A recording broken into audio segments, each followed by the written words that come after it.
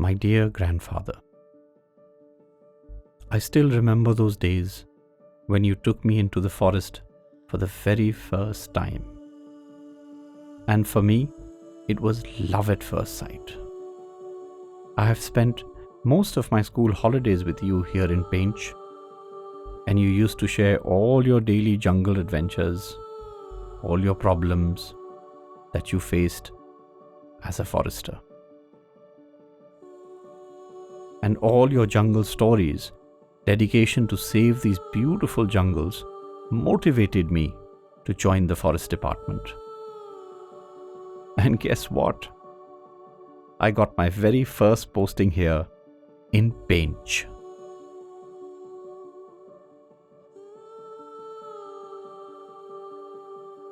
You know, this place holds so many of my childhood memories. But this time, the feeling is something else. I'm here as a forest officer and I can feel the responsibility on my shoulders to save these jungles. You will be surprised where I'm staying. The same old British era rest house where you used to live, where we spent countless hours during my childhood. It's incredible to see how all these old rest houses have been restored and are now in a much better shape compared to how they used to be. Team Pench has truly done an exceptional job of maintaining these historical buildings. Grandpa, as far as I remember, it was somewhere in the 1970s when you got posted to Pench as a forest officer. And I reminisce how you used to tell me that during that time the jungle was not like what we see today. It was much different. It filled you with so much hope, didn't it, when the Wildlife Protection Act was about to come into the rule? And many things needed to be done for the protection of this jungle and wildlife. But I could also feel your sadness. When the dam construction started on the Pench River, you were worried about the fate of the forest, fearing that a large area would be submerged under the water. And now, as a forester, I can feel the emotions you have gone through. But you taught me that there is a very thin line between development and conservation that you have to maintain, especially when you are managing these kind of forest areas. You once mentioned that in your initial days as an officer, our nation was still a newborn and some hard decisions needed to be made for a healthier future. Due to limited resources and frequent droughts all over the nation, there was a dire need for dam construction throughout the country. And the Totla Do Dam project was one of them. It was started to help farmers and improve the irrigation system. Due to this, the majority of villages from this area were shifted to other places when the dam construction started. I remember when I asked you why the rest of the villages were relocated. You explained that by constructing the dam we had taken away the land from wild animals. So we had to give them the land one way or another. That's why it was important to rehabilitate all the remaining villages from the jungles to another place so wild animals could live freely. How happy you were, Grandpa, when Pench got converted into a national park from a wildlife sanctuary.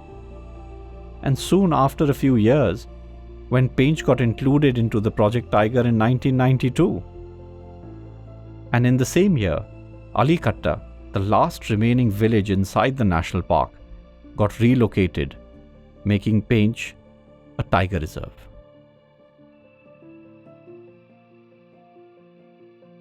You exclaimed with joy how it was going to be one more step towards a better future for the forest and its residents.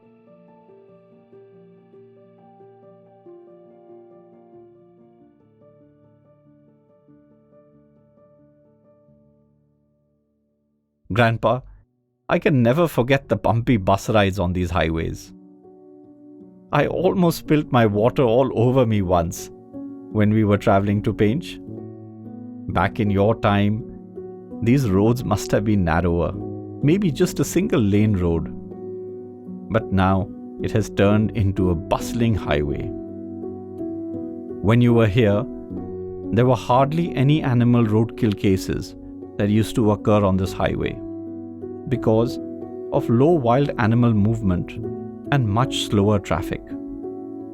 But you know, with time, wildlife laws got stronger, and the wildlife population has increased in this area in the past few decades. On one hand, it has become a reason for joy, but on the other hand, it might also lead to more roadkill cases on the national highways in the future. And this might also become a serious issue for the Forest Department in the upcoming years. When in the late 2000s, NHAI decided to make this highway broader in the forest area, the Pench Forest Department gave them a very innovative idea. They proposed one-of-a-kind gateway for wild animals. An underpass was developed in the national highways. This allowed wild animals to pass from one area to another without hurting themselves. And one could say that wild animal movement through this underpass is increasing day by day, which is a great success for the conservators. But still, there is another major issue that I want to share with you. It is about biotic pressures on Kanha-Pench corridor. I remember when we once discussed the importance of all these corridors in wildlife conservation and why it is a major issue for the Forest Department. The Kanha-Pench corridor is one of these corridors. You told me that back in the time. All these forests were connected, and these corridors played a major role for wildlife. It acted as a highway for them. For years, all these corridors were used by wild animals to cross forests. Often, I worry how this very eco-fragile zone will experience great problems when this corridor may break. It could become a cause for more human-animal conflicts and even become an easy place for poachers to kill wild animals. Grandpa, I know you may not like it, but your biggest concern is now turning into a reality. Human settlements have spread rapidly in this area, and now these corridors are close to the point of breaking. Due to human activities and development pressure on this corridor, it's getting thinner year after year. Even after years of conservation, the Kanha-Pench corridor has only a 4 to 5 kilometer wide narrow forest patch left at some places. As human population is increasing rapidly, it has become more and more challenging to save these lands for wildlife. For now, we are trying hard to reduce human disturbances in this area and hope for the best.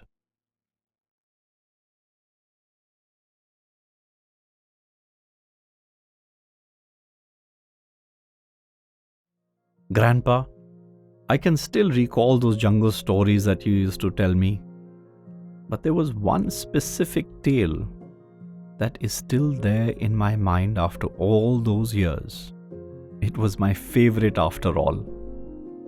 A tale of a boy who was raised by a pack of wolves. The legend who made Pench more famous than its tigers. A story of a feral child who inspired Rudyard Kipling to write his most famous novel, The Jungle Book. The man who gave this child his name, Mowgli. Remember how you used to tease me by calling me Mowgli because of my notorious nature and I loved to listen to the Jungle Book stories from you. But as I got older, I have become more fascinated with your curiosity about finding the facts behind this feral child, in which you always believed as a forester. I know that while staying here in Pench, you came across some interesting local stories about this feral child case. You mentioned that some people said that the child got lost when his mother was collecting mahua in the jungle, while some believe that one night a pack of wolves took the boy from the village when everyone was asleep. Some even claim that one family abandoned their child in the jungle because they never wanted him. But no one has any solid proof, and these might be just myths. I understand that back in the 70s, you had very little information available about this child. All you had was just interesting tales that were passed from one generation to the other. But you were so eager to find the truth that after some time, you found a book written by Smith Mervyn, published in 1904, called Sport and Adventure in the Indian Jungle, in which there was a case mentioned about a child that was captured from the jungles of Seoni. I remember once insisting that you tell me everything you know about that boy. You narrated the whole incident.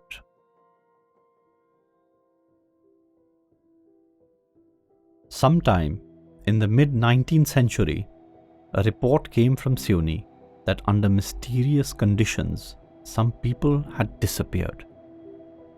Lieutenant Cumberledge, who was a British special officer and working in the Thuggy and Dacoity department in central India. After the report, he himself came to the remote village in the jungles of Seoni to look into this matter.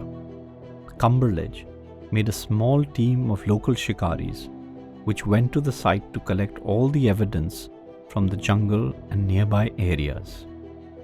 However, near some of the houses from where the people had disappeared, there was a trail of some animal which no one could recognize.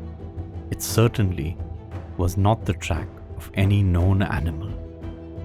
After a few days of investigation, Cumberledge came to the point that there was a jungle boy being a member of a wolf pack. It was not easy to find that boy. It was rather challenging indeed. But after struggling for many days, the team was able to capture the boy from the nearby jungles of village Satbauri. At that time, the young boy was just a teen. Cumberledge instructed his staff to train the jungle boy to adopt a human lifestyle. But the jungle boy faced difficulty adapting to human society. In my childhood, it might have been an interesting incident. But now, I feel rather sad about that boy. I understand why there was a hint of sorrow on your face and hesitation in your voice when you narrated this incident to me. Because the reality of the jungle boy and the glorified story of Mowgli are very far different from one another. But it is still a mystery to me that how that child survived so many years in the jungle. Many years after the incident, Rudyard Kipling wrote his most famous book, The Jungle Book, making Mowgli's character immortal. It is said that Kipling was born in Bombay, but he had never really visited the Pench forest. He took inspiration from many books, and one of them was Seoni or Camp Life on the Satpura Range by Robert A. Sterndale. For me, that feral child will always be the real Mowgli, which was no way closer to the imagination of Rudyard Kipling's Mowgli. You will feel happy to know that Mowgli has now become an identity of Pench Tiger Reserve. And you know what? While working in this jungle, I also got a chance to visit the Amodagad, Some people believe that the boy had lived there with the wolves for many years. While I was traveling, I crossed Wainganga River and also saw Kandivada village. Both were mentioned in the Jungle Book, where people still make pottery items just like in the Jungle Book stories. As I reached Damodagad, I found that the place looked exactly like it is in the stories of the Jungle Book. Huge cliffs where Mowgli used to live with the wolves and howl with them. I wish I had visited this place with you, Grandpa. This almost 200-year-old feral child case, which has inspired so many books and films. Mowgli will always be a legend, but not a myth. Grandpa, it's been a year in Pench, and after spending a year in this forest and comparing it to how it used to be in your time, I can confidently say that this jungle has transformed into a paradise for wildlife. The efforts made by you and all the other visionary forest officers are now finally paying off. If you remember, Grandpa, in childhood, when I used to explore this place with you, even spotted deer sightings were a game of luck. But now, you will feel happy to know that in Pench core area, the spotted deer density is now over 100 in a square kilometer, which is amongst the highest in India. Nowadays, the population of deer is so high that sometimes Pench Forest Department even transfers a large number of deer populations to other wildlife sanctuaries and national parks across India, where these herbivores are required to maintain the balance in the food chain. I know you were not that much in favor of that dam construction in Pench River, which resulted in this vast submerged area. But as you always used to say, nature will always find its way to survive. All these submerged places have become favorite spots for all the herbivore species when the water level goes down in the summer season. Nature is finding its own way to feed its residents. But do you remember, Grandpa, when you used to take me to this backwater area to watch the sunset? That's the thing that has left an everlasting impression on my mind and my heart. It has always been a magical experience for me, no matter how many times I saw the sun going down far in the water, making it shine like gold. Believe me, I used to miss those sunset evenings when I was preparing for my competitive exams in Jabalpur. Watching the sunset in the cities is different, and watching it in the forest, especially in places like these, is bliss itself.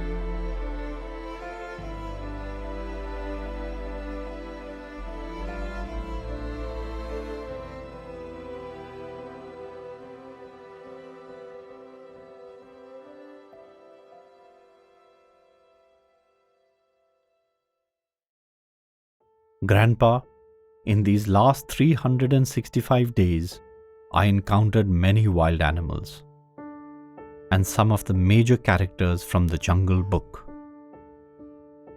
Sher Khan, Mowgli's biggest fear and enemy, the Bengal tiger.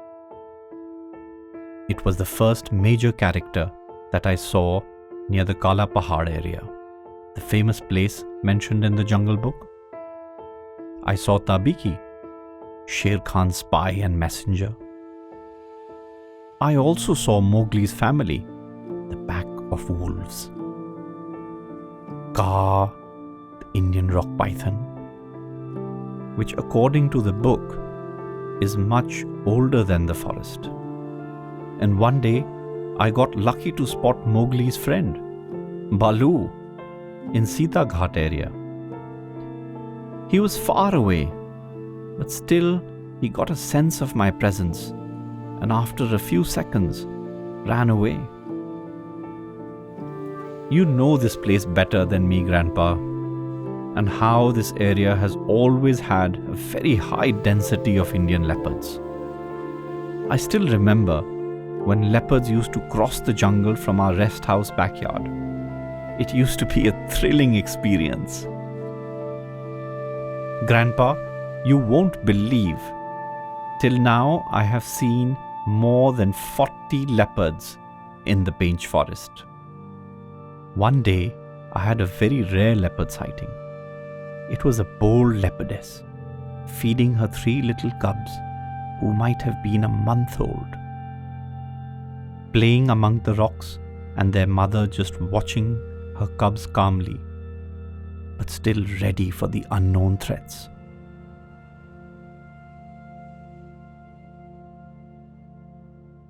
Grandpa, as you know, no one has seen a black leopard in this area in the past few decades.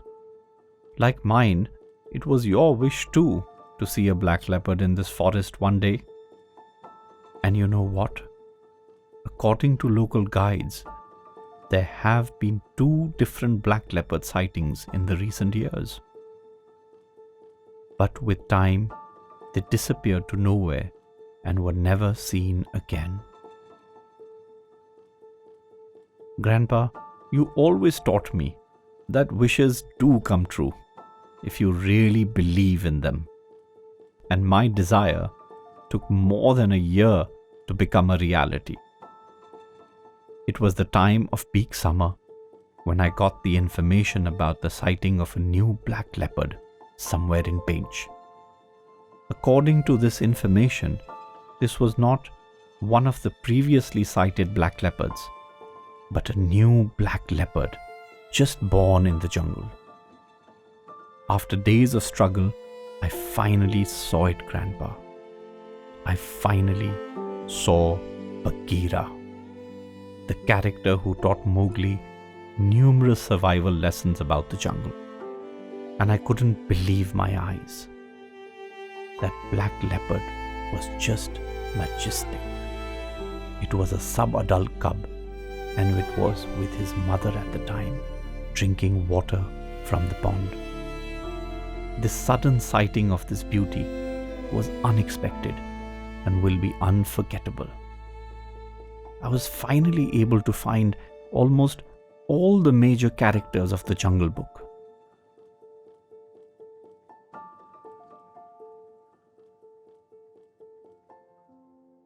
Grandpa, remember all those old villages that were shifted from the Tiger Reserve?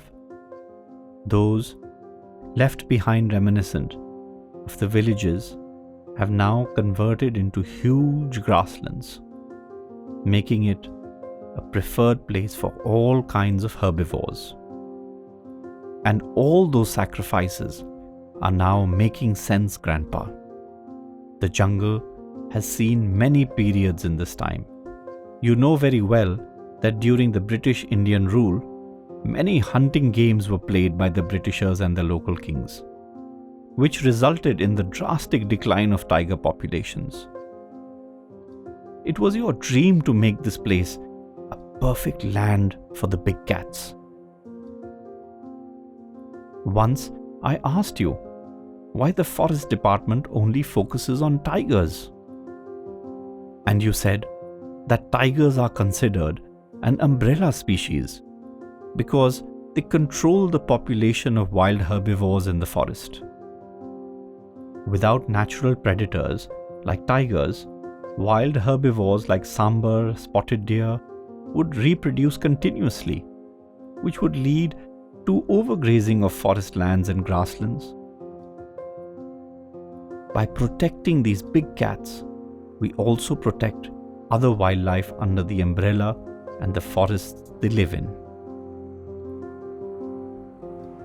Grandpa, you have seen many phases of this jungle over 30 years of service.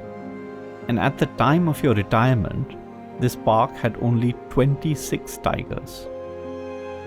5 years after your retirement, Pench got its savior, Tigress T15.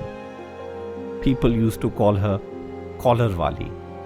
You know, soon she earned the title of Supermom because she gifted 29 cubs to this park in her lifetime, which became a big record in the history of wild tigresses giving birth to cubs. She was truly the Mataram of this jungle. And according to the recent tiger estimation, tiger numbers have increased to 123 in the Pench landscape. You always wanted this, right? The land where tigers can roam freely. These beautiful big cats are now growing and expanding their family in the Tiger Reserve. All this has become possible due to years of hard work, dedication, and proper patrolling of the Tiger Reserve, which makes this jungle the perfect natural habitat for tigers and other wild animals.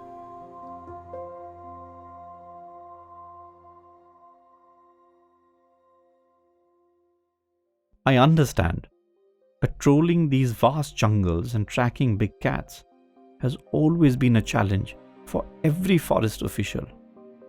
Back in the time when you were posted here, even the forest staff were less. And it was very difficult to keep an eye on every location, especially on unwanted people like poachers. But with time, a patrolling system was developed. And now, these days, the department uses high-end technology to keep the jungles safe. I am sure you would be amazed to see all the advanced technologies. High-range radio systems for proper connectivity in remote locations. High-zoom cameras for 24/7 patrolling. Radio collars and advanced camera traps for wildlife movements are just some of them. Forest staff has also increased in recent decades, especially forest guards. And you remember how challenging their job is, don't you? They start their foot patrolling in the early morning and they do tiger monitoring, they check roads, water bodies, and nearby areas for unusual threats to big cats and other wildlife. You always emphasized how complex the borders of Pench are, especially where they connect with Maharashtra. Any potential threat to wildlife could easily enter from there. To prevent any mishaps, forest guards diligently patrol these borders multiple times a day. Now I understand why you always showed them so much respect, Grandpa. You once said that these guards are the backbone of our daily patrolling routine. And now that I'm a part of this system, I see exactly why. Patrolling with vehicles is essential, but you know vehicles can't go everywhere. And I remember you teaching me, it's just not a wise idea to patrol deep in the woods on foot, especially when tigers are hurt or they are with their cubs. And that's where come forest guards' best friends, elephants. Elephants come in handy when patrolling is required to find the big cats deep in the jungle.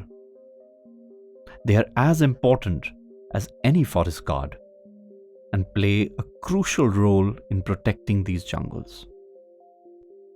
I remember you once mentioned that in these forests with these vast backwater areas, boat patrolling will be as crucial as foot patrolling in the future. You would be happy to know that in the recent years, boat patrolling is now a day-to-day routine of forest guards. It serves as an important medium to monitor and safeguard against any unwanted activities, as waterways can provide an easy route for such activities to occur.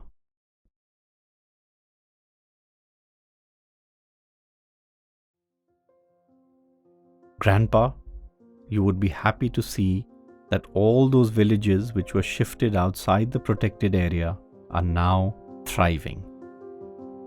The relocated communities now have access to electricity, drinking water, schools, markets, and healthcare centers. These were not available to them back then. They are now able to grow more crops with all the latest and advanced facilities provided for farming.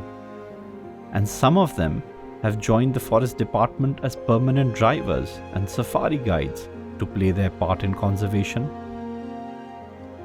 Grandpa, you would be pleased to know that the forest department now also runs women empowerment programs, so they can learn new skills and earn from it.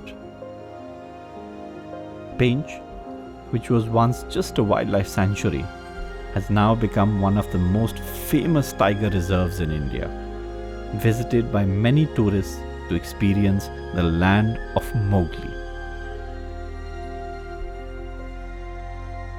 Tourism has been boosted in the past few years, and it has increased job opportunities for the locals.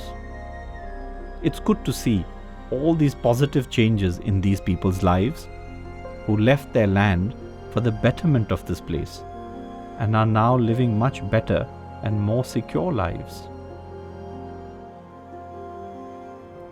Listening to all those stories about the efforts of the forest department from you was a privilege.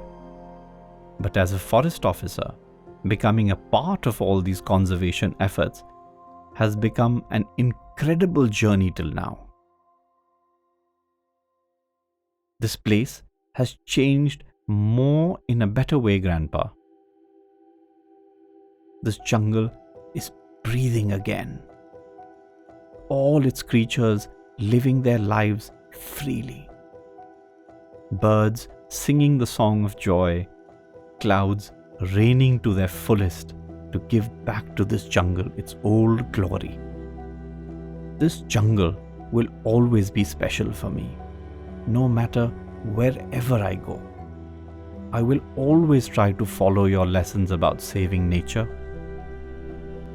I feel proud to be the grandson of an officer like you, who was a part of that system that positively changed this place forever. While writing my journal, it always felt like I'm talking to you in person. During my service in Pench, it has always felt like you are here with me to guide me.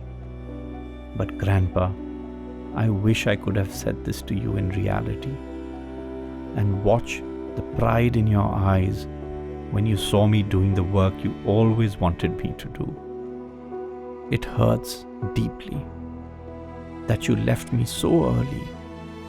I wish I could get one last chance to explore this jungle with you again, just like old times. And this time, I take you to many unexplored places.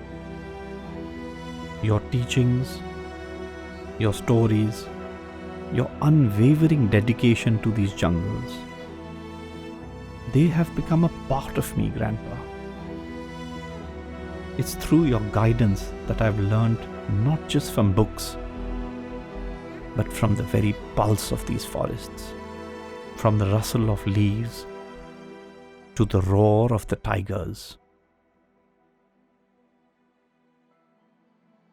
In the twilight's embrace, as our souls take flight, may this forest stay forever bathed in light, with officers' valor and nature's sublime embrace. Pench, the land of the Jungle Book, a timeless place.